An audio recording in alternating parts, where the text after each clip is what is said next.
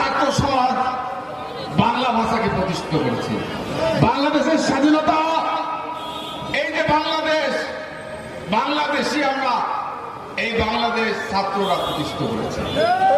এরশাদের বিরুদ্ধে আন্দোলন, আমি তখন তরতরা যুবক ছিলাম এই নাটোরের রাজপথে। আমি 4 বার যেখানে গেছি আপোষ করিনি। এরশাদের পতন ঘটিয়ে আমরা বাড়িতে ফিরে গিয়েছি।